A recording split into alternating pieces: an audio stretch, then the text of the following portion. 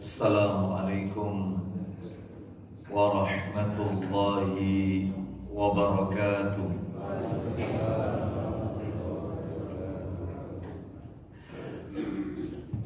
Alhamdulillah alladzi bi ni'matihi tatimmus shalihat wa ashhadu an la ilaha illallah wahdahu la syarika lah wa ashhadu anna Muhammadan abduhu wa rasuluh. Ya ayyuhalladzina amanu taqullaha haqqa tuqatih wa la tamutunna illa wa antum muslimun. Amma ba'du, fa inna asdaqal hadisi kitabullah wa khairal hadi hadi Muhammadin sallallahu alaihi wasallam wa syarral umuri muhdatsatuha wa kullu muhdatsatin bid'ah wa kullu bid'atin dhalalah wa kullu dhalalatin finnar. Ikhwan wa akhwati fillah, bapak-bapak, ibu-ibu, kaum muslimin dan muslimah, jamaah salat subuh Masjid Al-Ikhlas yang semoga dimuliakan oleh Allah Subhanahu wa ta'ala. Tidak ada kata yang patut kita ucapkan di pagi hari ini selain rasa syukur kita kepada Allah Tabaraka wa ta'ala atas segala karunia nikmat yang telah Allah berikan kepada kita. Di antara kenikmatan-kenikmatan tersebut yang kita rasakan di pagi hari ini adalah nikmat diberikannya kita oleh Allah kesempatan dan kemudahan untuk melaksanakan ibadah kepada Allah Subhanahu wa ta'ala. Dan di antara bentuk ibadah yang kita lakukan di pagi hari ini adalah diawali dengan sholat sunnah qabliyah subuh, dilanjutkan dengan sholat subuh berjamaah, dan dilanjutkan pula dengan talabul ilmi, berakhir dengan melaksanakan salah satu sunnah Nabi sallallahu alaihi wasallam, yaitu salat sunnah isyraq. Semoga seluruh rangkaian amal ibadah yang kita lakukan di pagi hari ini tercatat di sisi Allah sebagai pemberat timbangan amal kebajikan kita kelak di yaumil qiyamah. Sebelum kita melanjutkan materi kita, maka mengawali kajian pagi hari ini kami mengucapkan taqabbalallahu minna wa minkum. Semoga Allah Subhanahu wa ta'ala menerima seluruh amal ibadah yang kita lakukan di bulan Ramadan kemarin, baik ibadah yang sifatnya wajib maupun yang sunnah. Semoga menjadi penghapus dari dosa yang pernah kita lakukan. Allah Ta'ala berfirman, innal hasanati yudhibnas sayyiat. Sesungguhnya perbuatan-perbuatan yang baik itu dapat menghapus kesalahan, dosa yang pernah kita perbuat. Semoga Allah ampuni dosa-dosa kita. Dan tentunya kita berharap semoga Ramadan kemarin bukanlah Ramadan yang terakhir bagi kita, tetapi kita berdoa kepada Allah, semoga Allah Subhanahu wa ta'ala masih memberikan kesempatan kepada kita untuk menikmati indahnya Lailatul Qadar di masa-masa yang akan datang. Bagi Ramadan kemarin dihabiskan untuk maksiat, Ramadan kemarin ia habiskan untuk perkara-perkara yang tidak bermanfaat.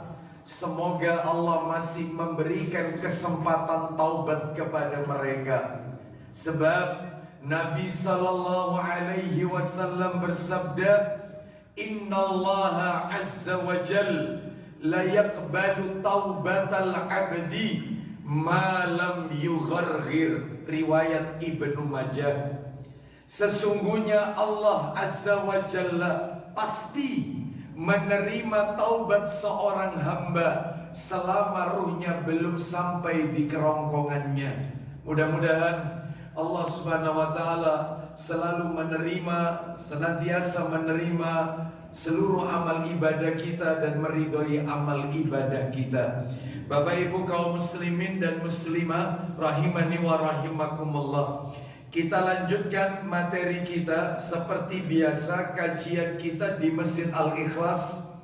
Sang pertama ba'da subuh, materinya membahas kitab yang ditulis oleh Syekh Khalid Al-Husainan hafizahullah ta'ala, yaitu kitab yang berjudul Aktsaru min alfi sunnatin fil yaumi wal laylah. Lebih dari 1000 amalan sunnah dalam sehari semalam. Kurang lebih seperti itulah terjemahan dari judul kitab aslinya. Dan menurut catatan saya, terakhir materi ini kami sampaikan di bulan Maret, tepatnya tanggal 4 Maret. Memang benar di bulan April kita ketemu, tetapi materinya bukan melanjutkan kitab ini. Materinya kalau tidak salah menurut catatan saya di bulan April adalah larangan-larangan seputar puasa. Karena memang saat itu 1 April kita masih berpuasa di bulan Ramadan. Terakhir di bulan Maret, yaitu kita telah menuntaskan sunnah nomor 17. Apa itu sunnah nomor yang ke-17 dari buku ini? Yaitu sunnah dalam sholat, baik berupa ucapan-ucapan atau perbuatan-perbuatan yang kita sebut dengan sunnah qauliyah dan sunnah fi'liyah di dalam sholat. Ada yang qauliyah, ada sunnah yang diucapkan di dalam sholat. Ada juga sunnah fi'liyah, sunnah berupa perbuatan-perbuatan yang kita lakukan di dalam sholat dan tidak membatalkan sholat, bahkan tidak mengurangi pahala sholat. Bahkan pelakunya tidak perlu melakukan sujud sahwi ketika mengerjakan sunnah-sunnah dalam sholat tersebut. Dan ini banyak sekali sudah kami sampaikan beberapa waktu yang lalu, sehingga kami anggap tuntas materi itu di bulan Maret. Bapak ibu sekalian rahimani wa rahimakumullah, pagi hari ini semestinya kita membahas nomor 18. Semestinya. Jadi di buku ini kalau kita beri nomor di daftar isinya, Bapak ibu, daftar isinya itu kurang lebih ada 30 sunnah. 30 sunnah keseharian. Lah kok judulnya lebih dari 1000 amalan sunnah? Nah, dalil-dalil yang tertuang di dalam buku ini banyak sekali, ya, sehingga penulisnya menyebutnya lebih dari 1000 amalan sunnah. Namun subtemanya ada 30. Kita baru menyelesaikan sampai nomor 17. Nomor 18 pagi hari ini semestinya adalah sunnah-sunnah setelah sholat fardu. Apa yang dilakukan oleh seorang hamba setelah sholat fardu? Tidak lain dan tidak bukan adalah zikir, Bapak Ibu, kepada Allah. Berzikir kepada Allah. Jadi setelah sholat itu berzikir, bukan berdoa. Doa itu di dalam sholat, bukan setelah sholat. Ya, itu rumusnya yang harus kita pegang. Doa diucapkan di dalam sholat. Makanya Nabi SAW mengajarkan banyak sekali redaksi doa yang kita baca, untuk kita baca di dalam sholat. Banyak sekali. Lebih-lebih sebelum salam. Doa yang Nabi ajarkan di akhir sholat fardu sebelum salam. Setelah ucapan kalimat innaka hamidum majid, banyak redaksinya. Allahumma inni a'udzubika min adzabi jahannam, dan seterusnya. Berlindung kepada Allah dari 4 perkara itu. Allahumma inni dzalamtu nafsi dzulman katsira wa la yaghfiru dzunuba illa anta faghfirli maghfiratan min indik warhamni innaka antal ghafurur rahim. Ada lagi doa Nabi, Allahumma inni a'udzubika minal maksami wal maghrab. Ada lagi doa Nabi, Allahumma a'inni ala dzikrika wa syukrika wa husni ibadatika. Itu dibaca sebelum salam. Dan nanti setelah salam juga ada Allahumma a'inni ala dzikrika. Jadi dibaca Nabi sebelum dan sesudah.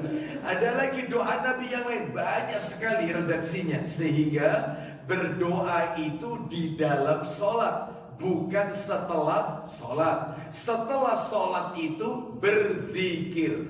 Adapun setelah berzikir, lalu ia akan tambahkan doa-doa sesuai dengan apa yang dia inginkan, boleh. Namun tentunya setelah zikir. Adapun zikir ba'da sholat, saya sarankan Bapak Ibu sekalian merujuk kepada buku yang ditulis oleh Ustadz kita bersama, yaitu Ustadz Yazid bin Abdul Qadir Jawas hafizahullah ta'ala, yaitu buku yang berjudul Zikir Pagi dan Petang dan Zikir Sesudah Sholat Fardu. Nah, di sini apa sih yang dibaca mengikuti petunjuk Nabi? Zikir setelah sholat itu, saya langsung aja bacakan ya. Yang pertama adalah membaca ayat kursi, Bapak Ibu. Mohon maaf. Yang pertama adalah istighfar 3 kali. Jadi zikir setelah sholat, bukan zikir pagi petang. Zikir setelah sholat. Yang pertama istighfar 3 kali. Astaghfirullah, astaghfirullah. Allahumma antas salam wa minkas salam. Tabarakta yadal jalali wal ikram. Setelah itu la ilaha illallah wahdahu la syarikalah, lahul mulku wa lahul hamdu wa huwa ala kulli syai'in qadir. Lalu dilanjutkan Allahumma la mani'a lima a'taita wa la mu'tiya lima mana'ta wa la yanfa'u dal jaddi minkal jadd. La ilaha illallah wahdahu la syarikalah, lahul mulku wa lahul hamdu wa huwa ala kulli syai'in qadir. La haula wa la quwwata illa billah. La ilaha illallah wa la na'budu illa iyyah. Lahun ni'matu wa lahul fadlu wa lahul thana'ul hasan. La ilaha illallah mukhlisina lahuddina walau karihal kafirun. La ilaha illallah wahdahu la syarikalah, lahul mulku wa lahul hamdu yuhyi wa yumitu wa huwa ala kulli syai'in qadir. Itu kalau sholat subuh dan sholat asar. Ada penambahan yuhyi wa yumitu, dibaca 10 kali subuh, 10 kali ba'da sholat maghrib. Adapun selain subuh dan maghrib seperti zuhur, asar dan isya, maka tidak perlu la ilaha illallah wahdahu la syarikalah lahul mulku wa lahul hamdu yuhyi wa yumitu wa huwa ala kulli syai'in qadir. Tidak perlu. Langsung saja Allahumma a'inni ala dzikrika wa syukrika wa husni ibadatika. Membaca subhanallah 33, alhamdulillah 33, Allahu akbar 33. Atau versi lain boleh subhanallah 10 kali, alhamdulillah 10 kali, Allahu akbar 10 kali. Atau versi lain subhanallah walhamdulillah wala ilaha illallah wallahu akbar 25 kali. Karena pakai kata-kata wala ilaha illallah wallahu akbar, itu 25 kali, ya. Lalu kemudian ditutup la ilaha illallah wahdahu la syarikalah lahul mulku wa lahul hamdu wa huwa ala kulli syai'in qadir. Selesai. Itulah zikir yang Nabi ajarkan ba'da salat. Khusus salat subuh ada satu penambahan doa. Allahumma inni as'aluka ilman nafi'an wa rizqan tayyiban wa amalan mutaqabbalan. Selesai. Khusus subuh ada penambahan doa itu. Selain subuh tidak ada penambahan doa tersebut. Baik. Jadi itu zikir ba'da sholat. Berarti materinya tuntas ini nomor 18. Kita masuk materi nomor 19 di buku ini. Dalam daftar isinya, materi yang ke-19 adalah sunnah-sunnah yang diucapkan ketika pagi dan sore. Nah, itu berarti zikir pagi dan petang. Petang itu kapan sih petang itu? Pagi itu kapan sih? Pagi itu ba'da subuh. Nah, hingga matahari terbit. Bapak Ibu sekalian, bagaimana kalau dibaca setelah matahari terbit? Karena baru kita ingat setelah matahari terbit. Boleh, tidak mengapa. Lalu petang itu kapan? Ba'da asar. Apakah boleh dibaca ba'da maghrib? Boleh, tidak ada larangan. Wallahu a'lam bishawab. Ulama berbeda pendapat masalah hal ini. Baik, apa yang dibaca zikir pagi dan zikir petang? Lagi-lagi merujuk kepada buku yang ditulis oleh Ustadz Yazid bin Abdul Qadir Jawaz, hafizahullah ta'ala. Kalau memang buku ini dirasa terlalu berat atau terlalu besar, maka sudah ada yang seperti ini Bapak Ibu sekalian, yaitu Kutaib, buku saku. Nah, seperti ini, ya. Jadi mudah dibawa kemana-mana, gitu ya. Tinggal dibaca saja.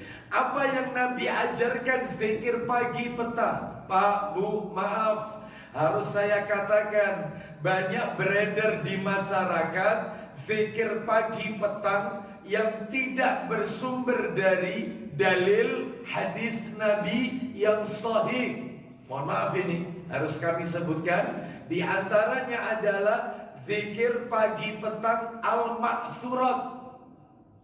Al-maksurat banyak di dalamnya itu tidak bersumber dari dalil yang sahih.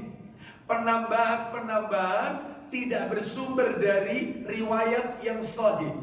Maka insya Allah dengan kita merujuk kepada buku ini sudah disebutkan yang sahih saja. Apa yang Nabi ajarkan? Di antaranya zikir pagi petang diawali dengan, ini yang zikir pagi ya, diawali dengan ayat kursi. A'udzu billahi minasyaitonir rajim. Allahu la ilaha illa wal hayyul qayyum. La ta'khudhuhu sinatu wa la naum. Lahu ma fis samawati wal ard. Ya. Terus man dzalladzi yashfa'u 'indahu illa bi'idznihi ya'lamu ma baina aydihim wa ma khalfahum wa la yuhituna bi syai'in min 'ilmihi illa bima syaa' wasi'a kursiyyuhu as-samawati wal ard wa la ya'uduhu hifdhuhuma wa huwal 'aliyyul 'adzim. Setelah itu surat Al-Ikhlas 3 kali. Setelah itu Al-Falaq 3 kali. Setelah itu An-Nas 3 kali. baru kemudian zikirnya, yaitu yang Nabi ucapkan, asbahna wa asbahal mulku lillah walhamdulillah la ilaha illallah wahdahu la syarikalah lahul mulku wa lahul hamdu wa huwa ala kulli syai'in qadir. Rabbi as'aluka khaira ma fi hadzal yaum wa khaira ma ba'dahu wa a'udzu bika min syarri ma fi hadzal yaum wa syarri ma ba'dahu.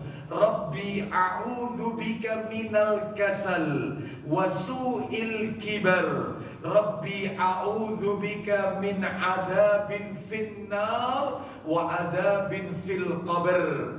Lalu dilanjutkan, Allahumma bika asbahna wa bika amsayna. Itu kalau pagi. Kalau dibaca sore, Allahumma bika amsayna wa bika asbahna. Tinggal dibalik saja. Allahumma bika asbahna wa bika amsayna wa bika nahya wa bika namut wa ilaikan nusyur. Kalau pagi, kalau sore, wa ilaikal masir. Baik, lalu kemudian dilanjutkan, asbahna ala fitratil Islam wa ala kalimatil ikhlas wa ala dinin nabiyina Muhammadin sallallahu alaihi wasallam wa ala millati abina Ibrahim hanifa muslima wa makana minal musyrikin. Setelah itu sayyidul istighfar, Allahumma anta rabbi, dan seterusnya sampai terakhir la yaghfirudz dzunuba illa anta. Lalu dilanjut, Allahumma afini fi badani, Allahumma afini fi sam'i, Allahumma afini fi basari, la ilaha illa anta, Allahumma inni a'udzubika minal kufri wal faqr wa a'udzubika min adzabil qabr, la ilaha illa anta. Dibaca 3 kali. Lalu dilanjutkan, Allahumma inni as'alukal afiyata fid dunya wal akhirah. Minta selamat dunia akhirat. Lalu dirinci lagi, dilanjutkan sama Nabi, Allahumma inni as'alukal afwa wal afiyata fi dini wa dunyaya wa ahli wa mali. Allahumma astur aurati wa amin rawati. Ya, Allahumma fadni min baini yadayya wa min khalfi wa an yamini wa an shimali wa min fawqi wa a'udzu bi'azamatika an ukhtala min tahti. Lalu dilanjutkan, Allahumma alimal ghaibi wasyahada fatiras samawati wal ard rabba kulli syai' wa malika asyhadu an la ilaha illa anta a'udzu bika min syarri nafsi wa min syarri syaitani wa syirki wa an aqtarifa ala nafsi su'an aw ajurruhu ila muslim. Lalu kemudian bismillahilladzi la yadurru ma'asmihi syai'un fil ardi wala fis sama wa huwas sami'un alim. Dibaca 3 kali. Lalu kemudian dilanjutkan, raditu billahi rabba wa bil islami dina wa bi Muhammadin sallallahu alaihi wasallam nabiyya. Itu dibaca 3 kali. Setelah itu, ya hayyu ya qayyum bi rahmatika astaghits aslih li sya'ni kullah wa la takilni ila nafsi tarfata ain. Dibaca cuma 1 kali. Setelah itu, la ilaha illallah wahdahu la syarikalah lahul mulku wa lahul hamdu wa huwa ala kulli syai'in qadir. Boleh dibaca sekali, boleh 10 kali, boleh 100 kali. Setelah itu, subhanallah wa bihamdihi adada khalqi wa ridha nafsihi, terus wa zinata arsyihi wa midada kalimatihi. Dibaca 3 kali. Setelah itu, Allahumma inni as'aluka ilman nafi'an. Lu berarti kalau gitu waktu dibaca pagi 2 kali doa ini setelah sholat subuh dan ketika zikir pagi. Iya, seperti itu. Ustadz, boleh nggak Ustadz zikir pagi ini dirapel sama zikir ba'da sholat? Kan ada ayat kursinya. Zikir setelah sholat, zikir pagi kan juga ada ayat kursinya. Boleh jadi satu apa enggak? Boleh.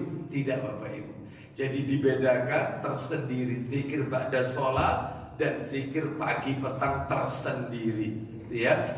Baik, lalu berikutnya Allahumma inni as'aluka ilman nafi'an wa rizqan thayyiban wa amalan mutaqabbalan. Sebagai penutup, maka jangan lupakan dua hal ini sebagai penutup, yaitu subhanallah wa bihamdihi dibaca 100 kali. Subhanallah wa bihamdihi, subhanallah wa bihamdihi 100 kali.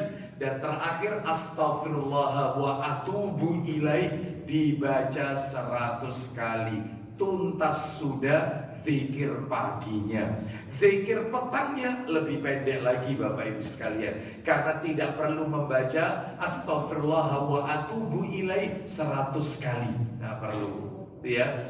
Baik, itu berarti tuntas ini materinya nomor 19. Tuntas. Sekarang kita masuk, lah ini yang agak panjang. Materi dalam daftar isi di buku ini sunnah nomor 20.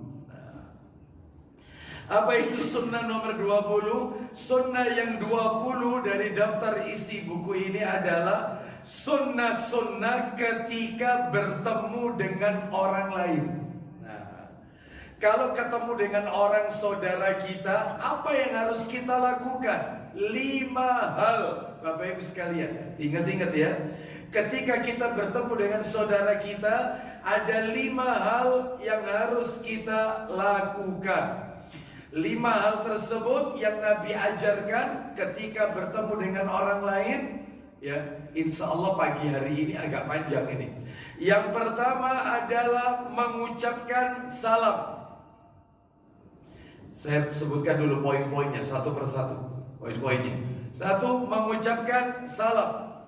Yang kedua, Bapak Ibu sekalian, bermuka manis atau tersenyum. Dan ini rinciannya panjang ini nanti ya. Yang penting Bapak Ibu tahu poinnya dulu. Nanti penjelasannya berikutnya. Yang ketiga, berjabatan tangan. Ini pun juga ada rinciannya. Berjabatan tangan. Yang keempat, ketika bertemu dengan saudara kita, yaitu mengucapkan kata-kata yang baik atau memberi nasihat. Mengucapkan kata-kata yang baik atau memberi nasihat. Dan yang kelima terakhir, menghadap dengan sekujur tubuh. Itu sunnahnya. Jadi nggak boleh hanya noleh saja, itu nggak boleh. Banyak sekali di antara kita kalau diajak ngobrol, itu pandangan kita itu tidak sekujur tubuh. Contoh, kita lagi main HP, ya, dipanggil oleh anak kita, Bi, Abi, ya, apa anak? Main ini, sambil main HP, ya apa? Lagi ngomong, nggak boleh, harus sekujur tubuh. Iya, ada apa?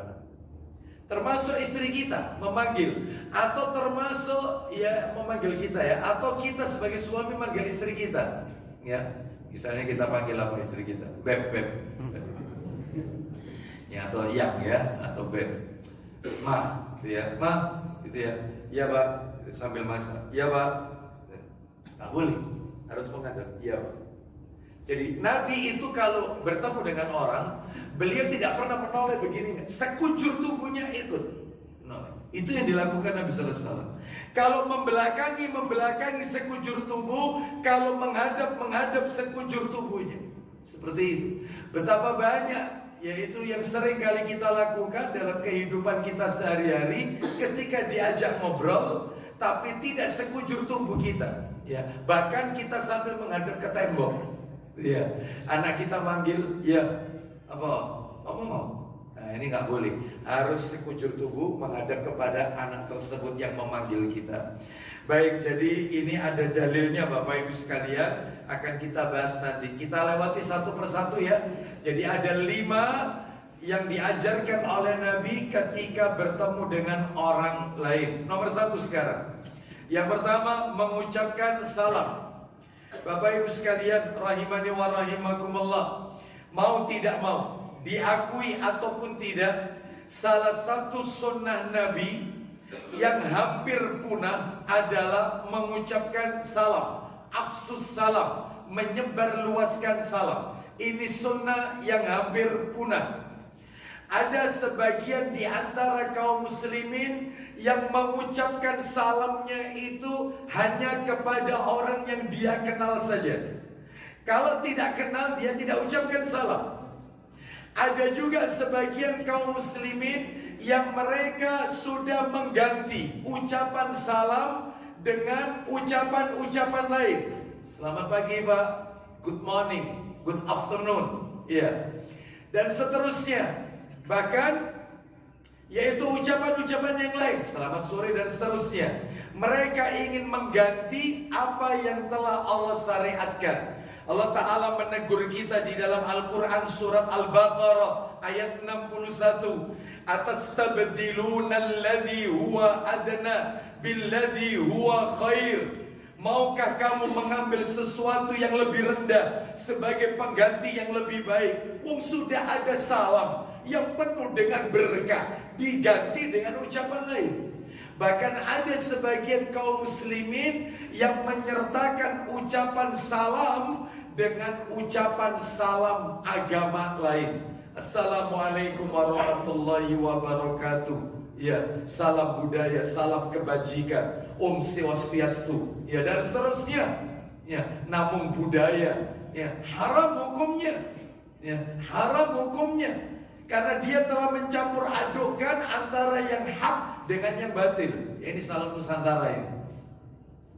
Maka ini semua adalah bertentangan dengan syariat yang diajarkan oleh baginda Rasul Sallallahu Alaihi Wasallam. Bapak Ibu sekalian, 14 abad yang silam Nabi sudah mengingatkan kita. Salah satu di antara tanda-tanda hari kiamat, tanda-tanda kecil, tanda kecil kiamat. Tanda kecil kiamat itu banyak. Dan saya punya materi khusus tentang ini, ensiklopedia hari kiamat. Itu saya bahas tiap Sabtu pertama gini juga, sama. Tetapi di Perumahan Cimon, Citra Harmoni. Ya, untuk umum itu Bapak Ibu ya, di dalam perumahan tersebut. Lah itu khusus membahas ensiklopedia hari kiamat. Tanda-tandanya banyak. Salah satunya kata Nabi dalam hadis riwayat Imam Ahmad dan At-Tabrani, Nabi Sallallahu Alaihi Wasallam bersabda, Inna min ashratis sa'ah idza kanatit tahiyyatu 'alal ma'rifah. Kata Nabi, sesungguhnya di antara tanda-tanda kiamat adalah apabila ucapan salam itu diucapkan kepada sahabat atau orang yang dia kenal saja. Yang tidak kenal dia tidak ucapkan, maka ini tidak diperbolehkan, Bapak Ibu sekalian, ya. Jadi oleh karena itu maka saya akan menyampaikan bagaimana sih yaitu ucapan salam yang Nabi ajarkan. Materinya saya bagi dua Bapak Ibu terkait mengucapkan salam ini. Yang pertama, keutamaan salam. Keutamaan orang yang suka menyebarluaskan salam. Tiap ketemu mesti salam. Apa keutamaannya? Ini nomor satu. Yang kedua, yaitu mengucapkan salam sesuai sunnah. Nah itu. Yang pertama, keutamaan menyebarluaskan salam. Banyak diantaranya yang bisa kami sebutkan. Yang pertama, bisa dilihatkan nanti di kitabnya. Yang pertama, orang yang suka menyebarluaskan salam merupakan amalan yang paling utama di dalam Islam. Amalan paling utama di dalam Islam salah satunya adalah menyebarluaskan salam. Mana dalilnya? Silakan dibuka dalam kitab Shahih Targhib wa Tarhib. Minta tolong. Shahih Targhib wa Tarhib jilid 5. Nomornya 2693. Ya, 2693. Baik, kita dengarkan Bapak Ibu sekalian. Dari Abdullah bin Amr bin Al-As radhiyallahu an, dia berkata, dia bertanya kepada Nabi sallallahu alaihi wasallam, ayyul islami khairun? Qala tut'imut ta'am wa taqra'us salam ala man arafta wa man lam ta'rif. Silakan. Dari Abdullah bin Amru bin Al-As radhiyallahu an, bahwasanya seorang laki-laki telah bertanya kepada Rasulullah SAW. Apa itu pertanyaannya? Silakan. Amalan Islam apa yang terbaik? Amalan Islam apakah yang paling baik? Terus Beliau SAW menjawab, ada dua itu. Satu, kamu memberi makan, mengucapkan salam atas orang yang kamu kenal dan yang belum kamu kenal. yang pertama memberi makan kepada orang yang membutuhkan. Yang kedua, engkau ucapkan salam kepada orang yang kau kenal maupun tidak kau kenal. Itu amalan yang paling utama di dalam Islam. Baik, ini yang nomor satu. Nomor dua, keutamaan menyebarluaskan salam. Di antaranya Bapak Ibu sekalian, yaitu dijamin masuk surga dengan selamat. Mudah-mudahan kita termasuk di dalamnya. Dijamin masuk surga dengan selamat. Di antara dalilnya adalah, silakan dibuka Sahih Targhib wa Tarhib nomor 2697.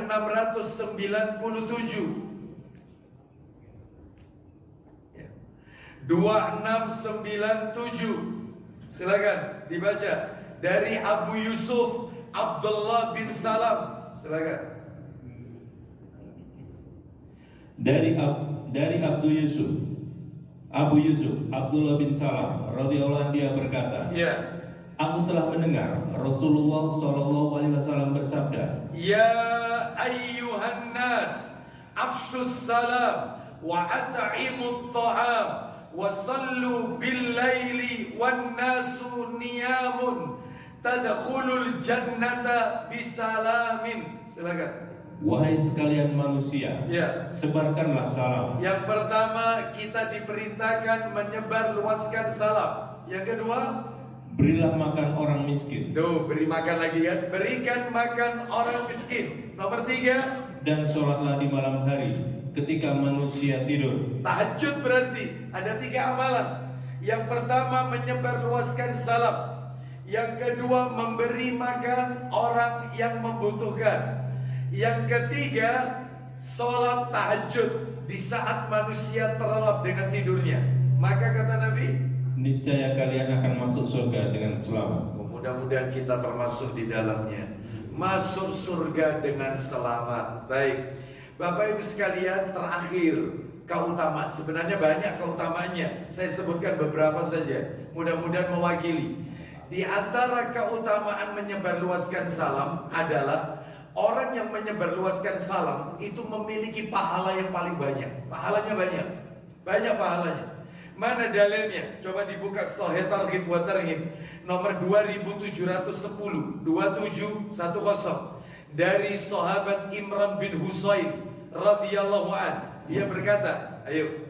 Dari Imran bin Al-Husayn radhiyallahu anhu, dia berkata, Ya. seorang laki-laki mendatangi Nabi SAW seraya mengucapkan, Apa kata laki-laki itu kepada Nabi? Assalamualaikum. Assalamualaikum. Lalu beliau membalasnya, kemudian duduk. Stop. Mohon maaf, Nabi membalas ucapan salam orang itu. Setelah itu orang itu duduk. Lalu kata Nabi, asyrun. Silakan. Dan Nabi SAW bersabda, dia mendapatkan 10. Dia dapat 10 pahala. Cuman assalamualaikum. Setelah itu orang kedua. Silakan. Kemudian datang lagi yang lainnya dan mengucapkan, Ya. Assalamualaikum warahmatullah. Terus. Lalu beliau membalasnya, lalu duduk Terus. dan berkata, Isyrun. Silakan. dia mendapatkan 20. Karena pakai kata tambahan warahmatullah. Dapat 20. Terakhir. Silakan. Kemudian datang lagi yang lain lagi dan mengucapkan, Assalamualaikum warahmatullahi wabarakatuh. Terus. Lalu beliau membalas Nabi menjawab salamnya orang itu. Kemudian dan duduk seraya berkata, salasun. Silakan. dia mendapatkan 30. 30. Kita ketemu saudara kita dikit-dikit, assalamualaikum Mbak, assalamualaikum, di telepon assalamualaikum.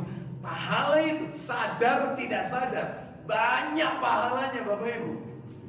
Orang menyebarluaskan salam itu mendapatkan pahala yang sangat banyak. Nah seperti itu ya. Apalagi salamnya lengkap ya. Assalamualaikum warahmatullahi wabarakatuh. Masuk rumah, Assalamualaikum warahmatullahi wabarakatuh. 30. Masuk misalnya angkutan umum, ya. Dan kita harus menyampaikan salam, Assalamualaikum. Meskipun orang anggap kita mau ngamen mungkin, terserah urusan dia. Ya. Yang penting kita menerapkan hadis Nabi Sallallahu Alaihi Wasallam. Ya, seperti itu. Baik, jadi ini keutamaan. Sekarang ada apa yang kita lakukan? Ada petunjuk Nabi dalam menyebarluaskan salam.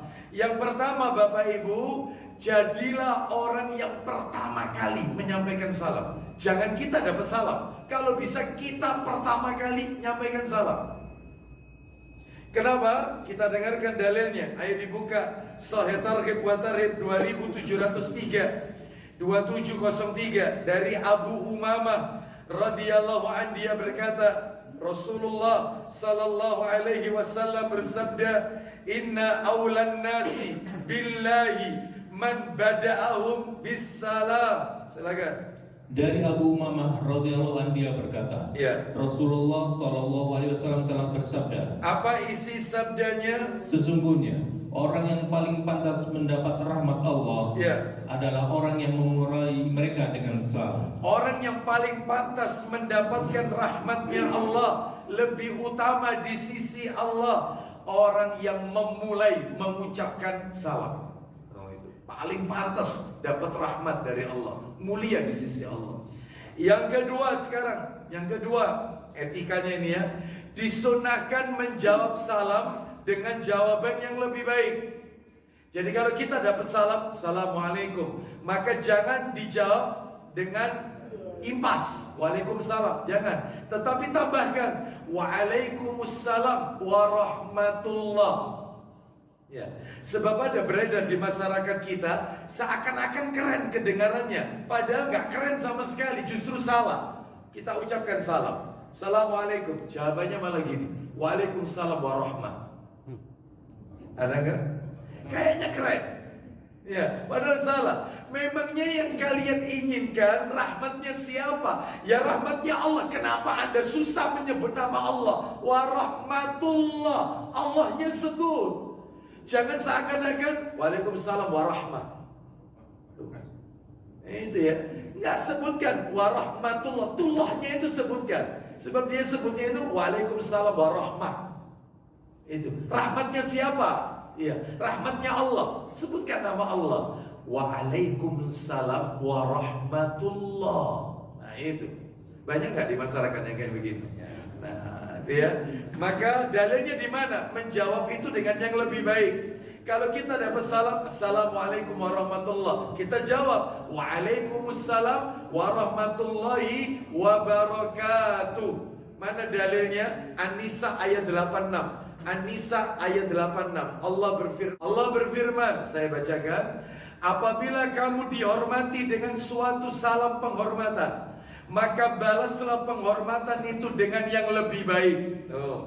Atau balaslah penghormatan itu yang sepadan dengannya. Boleh. Sungguh Allah memperhitungkan segala sesuatu. Semua ada hitungannya. Dibalas sama ya pahalanya 10. Dibalas lebih baik pahalanya 20. Kita dapat salam, Assalamualaikum, orangnya dapat 10. Kita jawab Waalaikumsalam warahmatullah, kita dapat 20.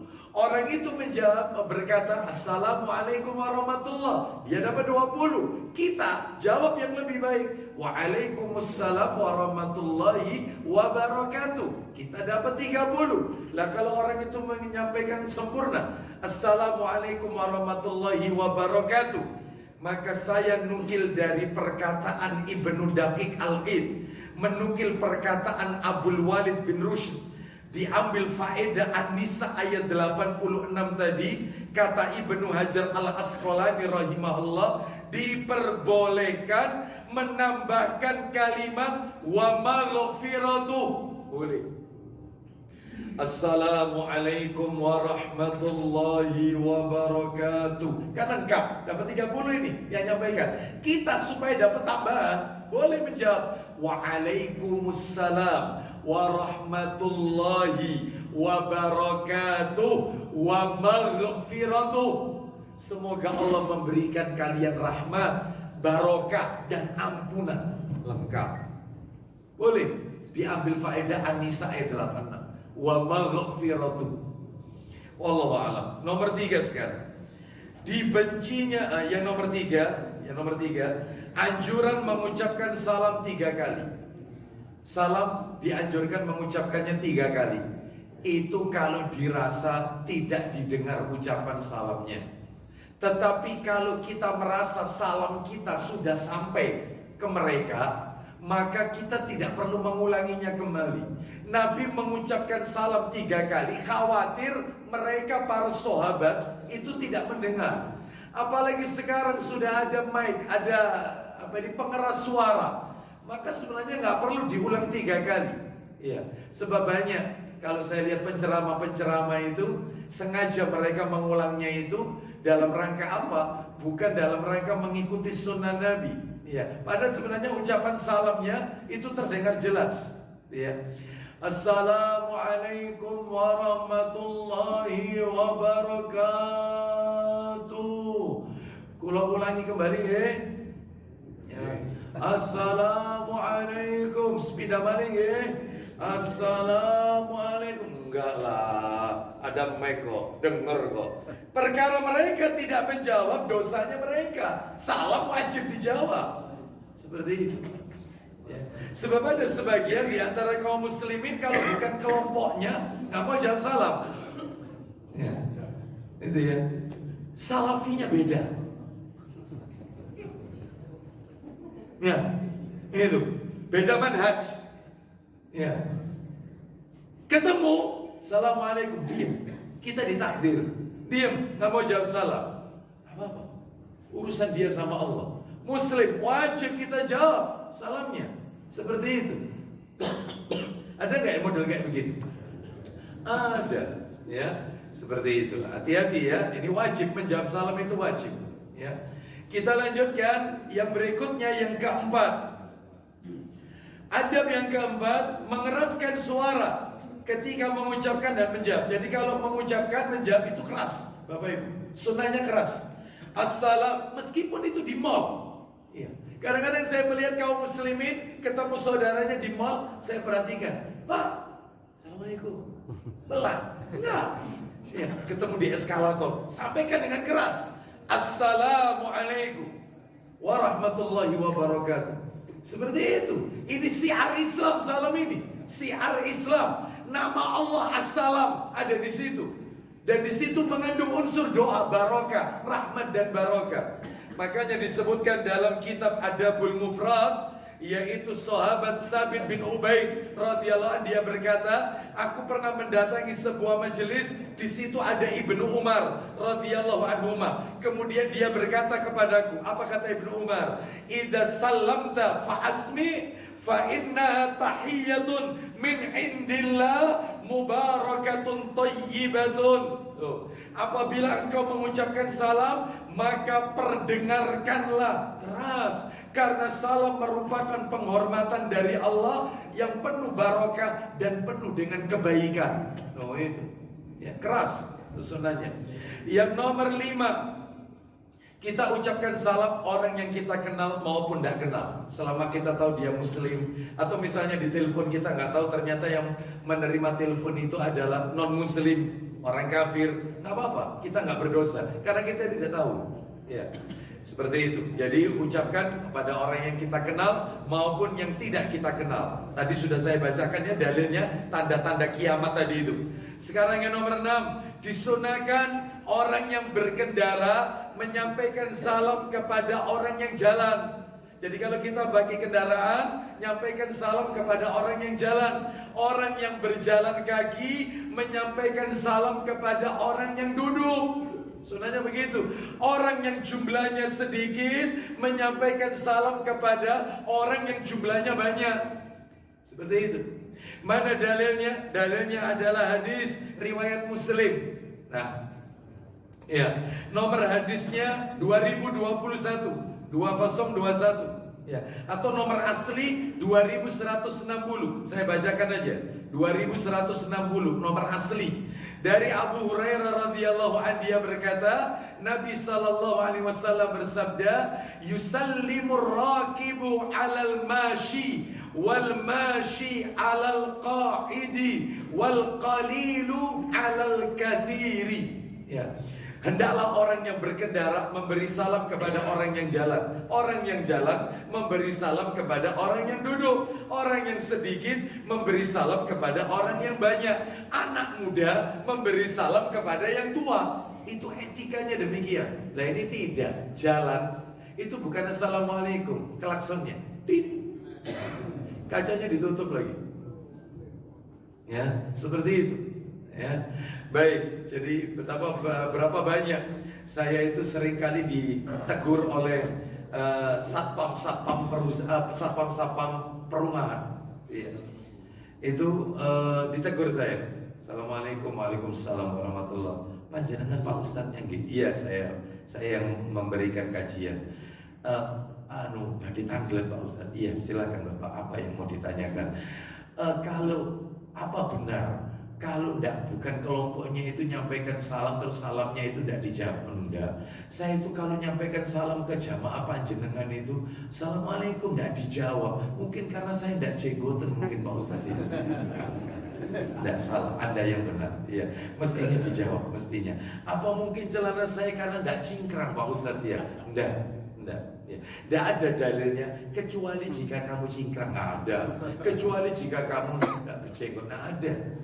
Ya. Harus dijawab. Ya, Bapak Ibu sekalian, wajib ini hukumnya menjawab salam ini. Mengucapkan salam sunnah, menjawab salam wajib. Kita lanjutkan yang berikutnya yaitu yang nomor 7. Nomor 7. Lah ini tetap menyebar luaskan salam berulang kali walaupun hanya terhalang tembok atau pohon atau batu. Sekarang kan saya ketemu panjenengan, assalamualaikum, waalaikumsalam warahmatullah. Keluar di sana ketemu lagi orangnya sama, assalamualaikum, waalaikumsalam. Di tempat parkiran ketemu lagi, assalamualaikum.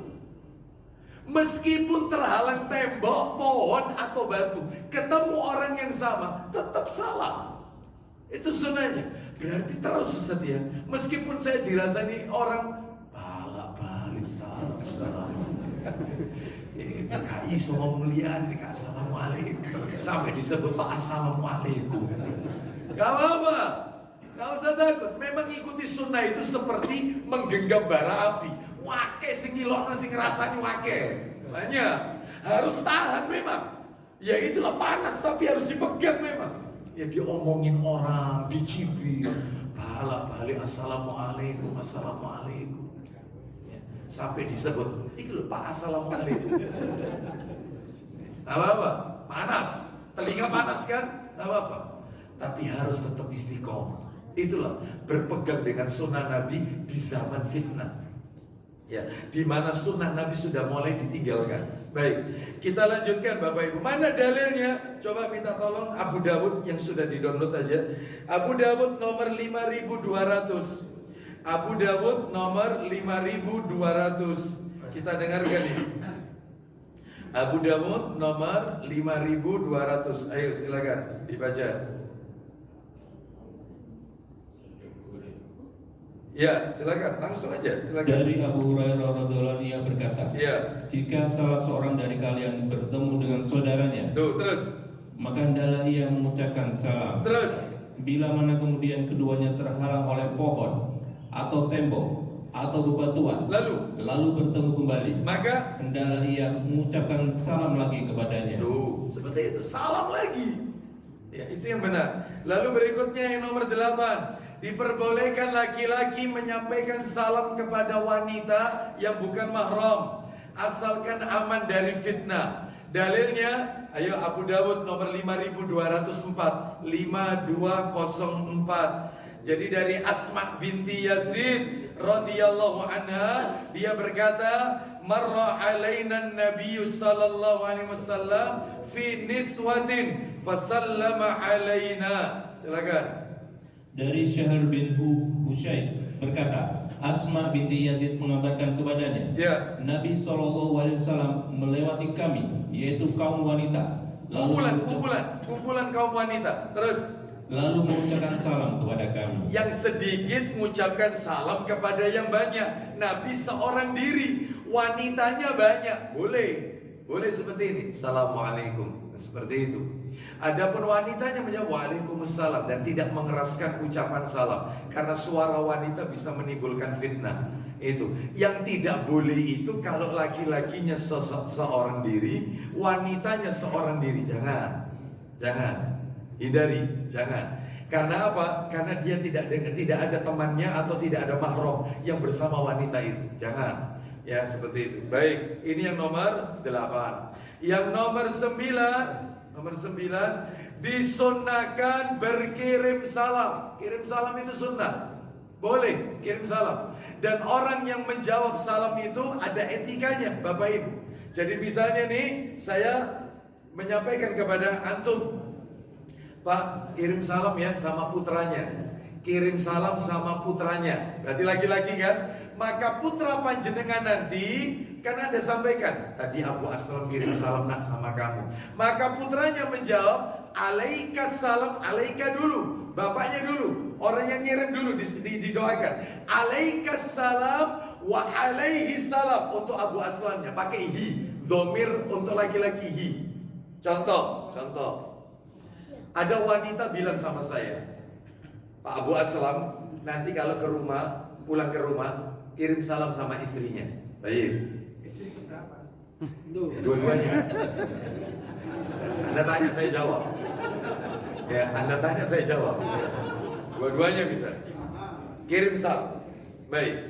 Maka ketika istri saya sampaikan bahwasannya kamu dapat salam dari jamaah tadi ibu-ibu. Maka dia menjawab alaikas salam ka, karena saya lagi alaikas salam wa alaiha, wanita karena domir pengganti, kata gantinya wa alaiha salam.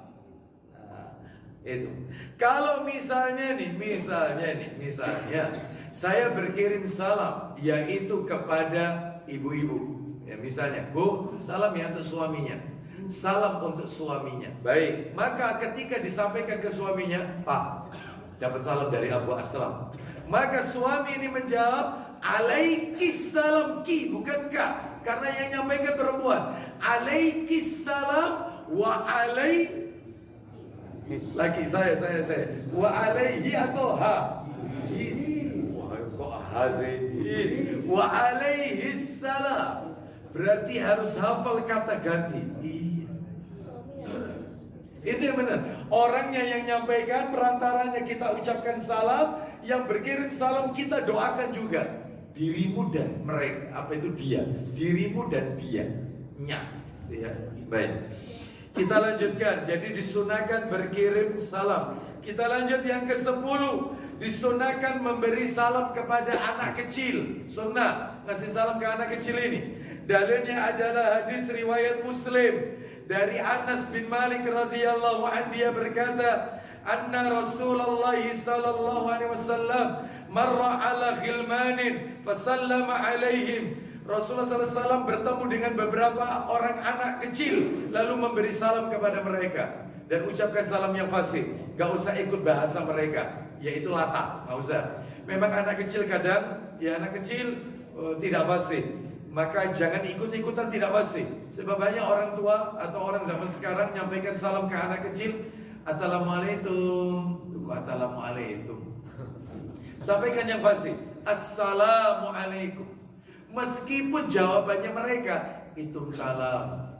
Ya, karena wajar dia belum bisa berbahasa Arab yang baik, gitu ya. Baik. Lah kalau misalnya yang salam itu burung beo saya, Ustaz. Assalamualaikum. Assalamualaikum. Assalamualaikum. Dijawab apa enggak, Ustaz? Ya enggak perlu dijawab lah, karena kita tidak terkena beban syariat. Burung beo juga tidak terkena beban syariat untuk mengucapkan salam. Kan ada ya burung yang bisa mengucapkan salam. Assalamualaikum, ada tamu. Assalamualaikum. Assalamualaikum. Maka enggak perlu dijawab Waalaikumsalam, Waalaikumsalam. Ya, karena dia enggak kena beban syariat. Berikutnya nomor 11. Tidak meniru ucapan salam ahli kitab. Enggak boleh. ucapan salam ahli kitab disebutkan dalam kitab Sahih Targhib wa Tarhib jilid 5 nomor 2723. Jadi kalau Yahudi pakai isyarat jari. Yes. Ini. Itu peace Yahudi. Isbai. Itu Yahudi. Nggak boleh. Sedangkan kalau Nasrani dengan melambaikan tangan dada. Kita nggak boleh meniru seperti ini. Banyak sekali, yaitu kaum muslimin. Ya, ketika pergi pamitan sama istri dan anaknya, dada nak sama Abi nak dada. Yahudi Nasrani. Ya. Cium jauh sama Abi, cium jauh. Yahudi. Ya, dada Nasrani. Yang benar Assalamualaikum tanpa ada gerakan, ya. Jadi Yahudi menggunakan isyarat jari, sedangkan Nasrani menggunakan telapak tangan. Nah, boleh, ya. Apalagi ditambah lagi dengan salam-salam mereka. Yang nomor 12 sekarang, kita lanjutkan aja terus ya. Kita tuntaskan aja dikit lagi. 12. Larangan memulai salam dengan ahli kitab. Nah, boleh.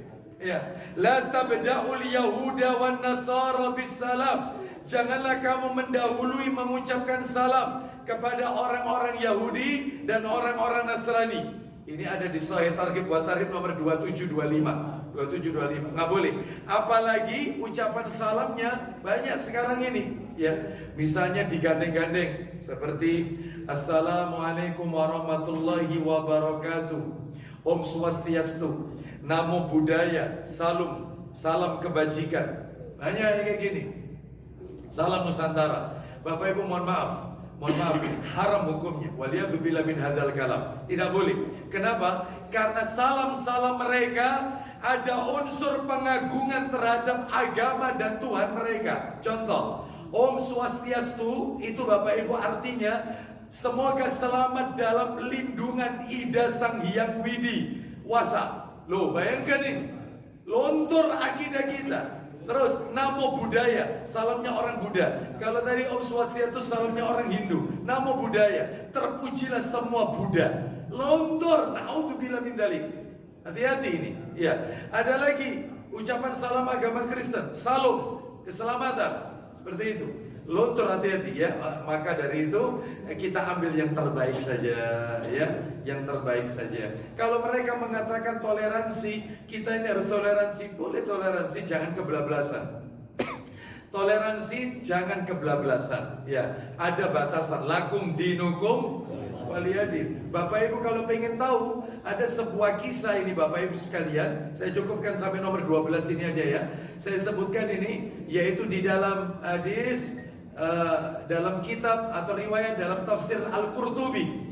Bapak Ibu kalau pengen tahu sebab mulanya muncul surat Al-Kafirun, Qul ya ayyuhal kafirun. Jadi ceritanya beberapa orang kafir Quraisy, di antaranya ada yang bernama Al-Walid bin Mughirah, satu tokoh gembong kafir Quraisy.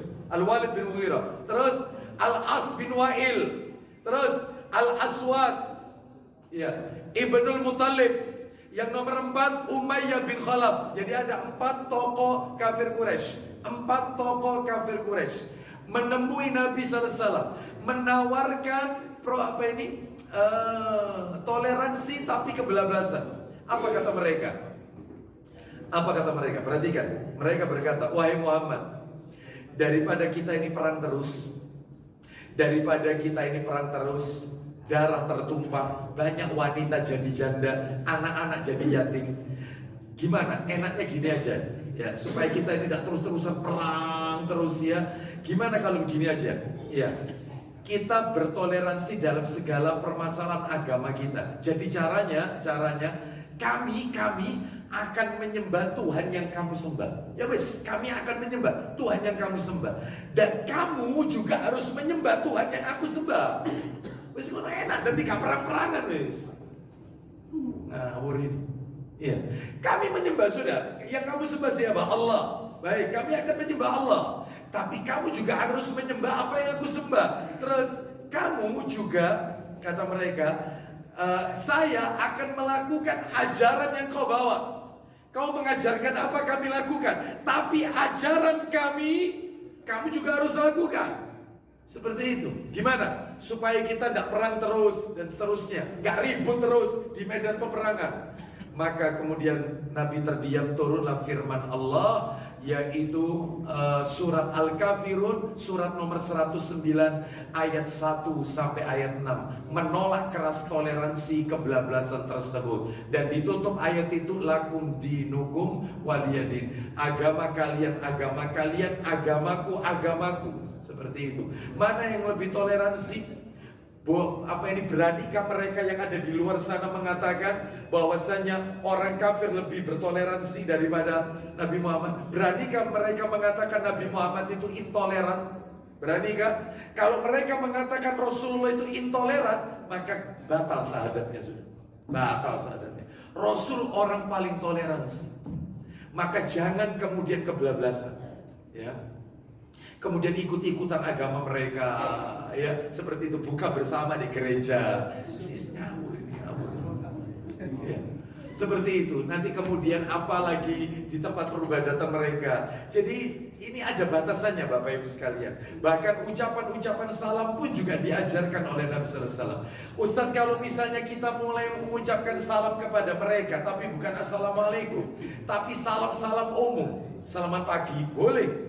Lah kalau misalnya saya jadi RT, Ustaz, saya ini jadi pemimpin, yang saya harus yaitu memberikan sambutan, sedangkan warga saya ada yang non muslim, maka bagaimana? Ucapkan salam secara umum saja. Misal, assalamualaikum warahmatullahi wabarakatuh.